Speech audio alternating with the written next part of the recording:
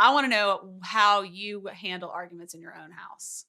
And I bet Oh, our community does too. And then the second question is, you talk about this idea of having goals and values like going into conversation. So tell us hmm about that, because we love a goal and we love a yeah, conversation. So let's put them together. But first, tell us how you handle it at your house. of course. Well, there's exceptions for everything, but we have what we call house rules, and that is if my kids are arguing. Now they're 5 and 7, all right. But if they're arguing, number one, I let them argue.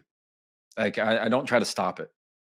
I try to let them argue because I truly think it's a wonderful training ground for them to be able to express themselves and to try it. So, I mean, they're stretching the limits of what they can say and what they can't say. Now, It's good. these rules mean you cannot say anything about their intelligence or say anything like a personal attack. You can't say someone's stupid. You can't say someone's anything that is harmful in that way. You can't put them down.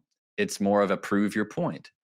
And so we'll also sometimes have these debriefs of, okay, Ruby, my daughter's Ruby. So what are you trying to say? Okay, you hear how you just said that to him? Yeah. Okay. Well, what do you think he's going to think about that? He's not going to like it. Okay. And so, like, trying to teach how they're going to construct their argument. My son is much better at it than my daughter. One, he's older. Two, he's like a mini me, and she is my mini wife.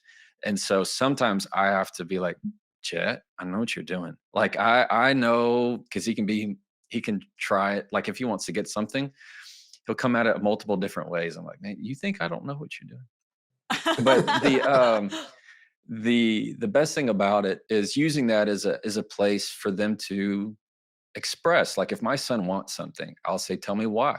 Tell me why I should say yes. I do that a lot. So he might want me to do something, and typically it's right before bed, of course.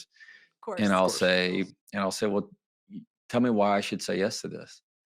And I never allow them just to say, well, because I want you to. I'm like, that's not a good reason. I need you to tell me why. Convince me. And it's a great way to get them to think outside the box. And the one of my favorites that he landed on was, well, you don't want me to be sad because I'm your son. And if you don't do this, well, I think I'm going to be really sad. And like, what, when he said that, I was like, okay, that's fair. Every once in a while, they'll say something so good that I'm like, you know what? I gotta respect game respects game. I gotta allow it to you because that was a really good argument.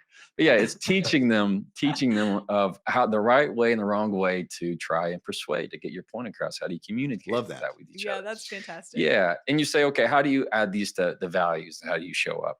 I what I believe in is that you need to have conversational values, meaning principles that guide yourself when things go unexpectedly in conversation. And they work the same way as a company value. Company decisions become easier when there's a company value. Values make the decisions for you. One of the principles of my law firm is biblical. It's feed his sheep. That's the commandment.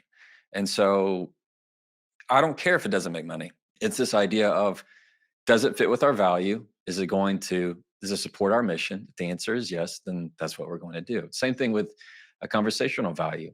My mom taught me kindness. And so one of my values is, where there is kindness, I will use it. If there is room for kindness, I will use it. I don't have to worry about the snarky thing I'm going to say right back. I'm not going to have to worry about the zinger. The question is there room for kindness? If the answer is yes, then I will show it and I will use it. This becomes easier. You said in the book that this is like I think you said this is the most common question you get. How could I be more Yeah. confident? And I thought you had some surprising and very practical advice for that. Yeah, I get the question a lot. How can I be more confident? And people see it as something you need to have before a conversation. Well, I'm Mhm. just building up the confidence to say this, or I wish I had the confidence to say X, Y, and Z. They got it wrong. This is the wrong way to look at it. It's the exact opposite. Confidence is the outcome. Confidence is the reward. Confidence is the consequence of doing the assertive thing. So, what I teach is confidence is as assertive does, Mm, which love is that. like It's kind of that Forrest Gump, stupid is, stupid does kind of thing. Of this mentality of when you say the assertive thing, when you can use your assertive voice, the result is confidence, because confidence is a feeling. It comes from something. If I were to say, I need you to be mad at me right now, you'd have a hard time getting mad at me. If I kick you in your shin, you have no problem being mad at me. There is this, it comes from something. So confidence is not something you can just summon. Go, I need to be more confident and I got it. And now I want to say the thing. It doesn't work like that. It's using your assertive voice to feel more confident. You talk about over apologizing in that context. And could you explain or give us some examples of what it would look like to be assertive versus sort of hesitation or over apologizing? Really, three main things when it comes to sounding and being and using your assertive voice. Number one is removing or cutting down on the excessive apologizing. That's when you say, I'm sorry, in every single sentence. When you say, let's say you got an email you haven't responded to right away. Hey, I'm so sorry. I'm just now getting back to you. Oh my gosh, I'm so sorry. I'm just now seeing this. You cut in line by accident. Oh my gosh, I'm so sorry. Like these, you're 2 minutes late to a meeting. I am so sorry. I'm late. These, every time you have these unnecessary apologies, meaning apologizing for something that is not an error, it is not a mistake, it is not something like you truly made a big problem. What it's doing is slowly cutting down on your self-esteem and your self-worth. Instead, just flip it to words of gratitude. Thank you for your patience. Thank you for giving me the time to respond to this. I'm grateful for the time to think on this. Thank you for X, Y, and Z.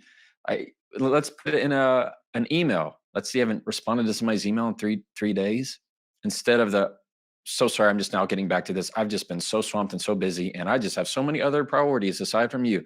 Like that right there. Okay. Instead of that, all you need to do is say, thank you for the time to think on this. I mean, and they're going to say, oh, yeah, you're welcome. They're going to say, thank you for your patience. They're going to think, you're so right. I am patient. Yes, I am. Oh, you're so welcome. Instead, just use words of gratitude. Words of gratitude instead of over apologizing. Two would be cutting down on your words, meaning I'd say something like, I hate to bother you, but, or this might be a dumb question, but every time you do that, you're just conveying the exact opposite of the message. In fact, you're inserting this mini conversation about your self-esteem, like right in between it. If somebody says, hey, I hate to bother you, what do they say? They're gonna say, oh, you're not bothering me. And then you have to be like, oh, I'm not bothering you. Are you sure? And like, no, you're not bothering me. Oh, okay. And all they think of when you're talking is, God, this bothers me. Like this, that's all they think about. Same thing with the dumb question. You say, this is gonna be a dumb question. What's the answer? Everybody says, there's no such thing as a dumb question. And then they have to go, oh, okay, well, let me ask this question. And then all it sounds like when you're asking is, this is the dumbest question I've ever heard. So it's just you're cutting down on your own self-esteem. Don't do that. You just remove it. And in fact, instead of cutting away from it, just add on to it. You say, I like to build on something of this thought, or I like to add on to. People love that kind of language because it adds on to your experience, adds on to the conversation. One thing that I've been thinking about, one thing I'd like to add. Any of that kind of stuff is going to build onto the conversation. And lastly, you want to take away or at least minimize the use of adverbs, words that end in ly, like literally, basically, essentially, or just, or so, or very. These are words that just water down your drink. If I said nothing but literally, I have one of my best friends. He begins with, so basically, right before almost every sentence, and I'll say, Matt, what's the basic part? And he'll laugh because we've talked about this. I'm trying to keep him accountable for it. But people who say clearly, he clearly didn't, or obviously, if it was clearly or obviously, you wouldn't have to say it. So those are some things that could help your assertive voice. I love that so much because it's so practical. Mhm. I mean, we can all find ourselves in those Literally. recommendations. We can Yeah, literally literally. very much so identify with that. Um, but I love that it's actionable. We can just go do it, and it's not some kind of philosophical statement. So I think that that's helpful. Um, yeah. There's a difference between like somebody saying, um, a easy sentence like, I want to increase the budget, period. Or somebody saying, this is what we typically hear. So basically what I'm thinking is, and you can totally tell me if I'm wrong, but so like, and maybe you going, what are we saying? What are we doing here? What are we saying? So Yeah. it's much harder to filter it out, sift it out to get the actual message. We call that in our house word salad. You know, Ooh, it just yeah, feels like chopped salad. And like, what are these words? There's a lot of words here, but I don't really know what they mean, and they just all sort of feel mixed up. yeah. I love this point about confidence being the reward. I will Hmm. often say to clients, confidence is not a prerequisite for taking the action that you need to take. And the idea Mm, of taking assertive action that you're talking about to me is a relief because it's like, oh, I don't have to gin up this feeling of confidence that I really have no idea how to access, which feels sort of like it just magically happens sometimes and sometimes it doesn't. That's not a necessary prerequisite for doing the thing that needs to be done.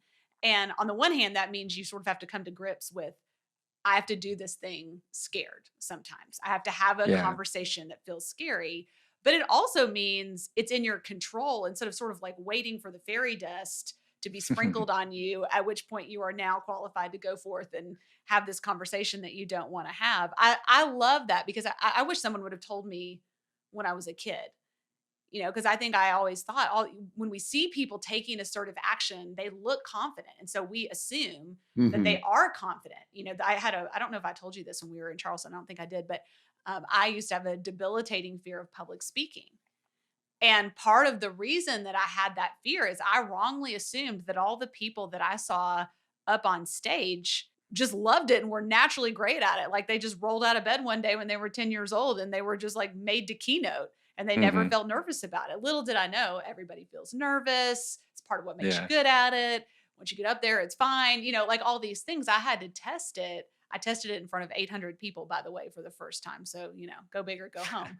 But it was great She did great. it was great exposure therapy to realize, oh, I get the reward of feeling confident after I did the brave, assertive action. It was not necessary before. Not only was it not going to happen, but it just wasn't necessary. And I think that's such great news for people. Yeah, it's this idea of most people are confident because they've been there before. They've done it Right. before. Right. Yeah, you're not catching them the first time they've ever done it.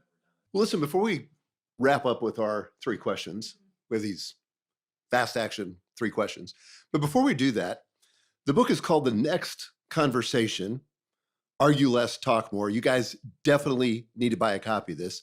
I bought copies for all my clients, and it was fun to get their response. In fact, you commented, Jefferson, when you saw I us did. dishing them Yeah, out. thank you very much. Yeah, happy to do it. But I just know it's going to be so helpful to them. But why did you call it The Next Conversation? People often say the wrong thing in the first conversation. We So tend as true. humans to get it wrong. We tend to muck it up. And it's the next conversation that truly has the power to change everything. Yeah, if you and that other person, everything always goes wrong. You say the wrong thing. You can change everything by simply what you decide to say next. And the same thing applies with wherever you want to be in your life. The truth of it is, Michael, the people watch my videos not to change what's happened in the past. They watch the videos to change what they say next. And it's not the conversation in the past they're trying to fix, it's the next one. And that's why I named it the next conversation, that they can use these tools, these tips for handling the next conversation, which is going to make their life a lot better and exchange, improve their relationships. For you, what's your biggest obstacle, especially in this time of busyness, to getting the double win? Oh, like a work life balance type of Yeah. thing, um, is making sure my yeses and nos are balanced. Like I see it as like a seesaw. And Hmm. so that to me is my success with my life, my family, my work, as a dad, as a husband, and I need to make sure my yeses and my nos are balanced. If I have too many yeses, something else is going to suffer. I have too many nos, something else is going to suffer. So that doesn't mean I'm just going to say I'm going to count them. It's not quantitative in some way. It's maybe it's a very big yes, and that means I have to have small nose. And so that's how I see it in my brain. Love it. I don't think we've ever had anybody share that. We but haven't. That sounds great. Yeah, that's great. Okay, next question. How do you know when you are winning at work and succeeding at life? When you can walk in and you smile naturally, Yeah. when you feel like you walk in and you naturally feel enthusiastic. It's not even maybe so much enthusiastic, but there's nothing that you feel like you are dreading. I compare it to running with a Mm. parachute on. Okay, you feel like you have the wind in your face and you're really running and going and pursuing, or do you feel like you're dragging? Okay, final question. What's one ritual or routine that helps you do what you do? Oh, daily prayer. Aside from that, I I really try to do my workouts and my breathing. So I didn't learn until more recently in life, certainly more recently than I wished, how much our body plays a fact in our stress Mhm. and our anxiety and how that impacts our outlook on things. And so if I can get my body moving, drinking more water, and really focus on my breathing, because I didn't notice later that I'll hold my breath when I'm stressed. Yeah. And that definitely weighs. I mean, it's like you're truly suffocating. So realizing that I need to work on my breath, that's a great ritual. What is your go-to workout? Oh, so I use this thing called a tonal. It's Yeah. like it's oh my gosh. The thing that Yeah, hangs on the it's wall and has all the little stuff on it? yeah. Yeah. Yeah. So I mean, remember small town. We have one gym.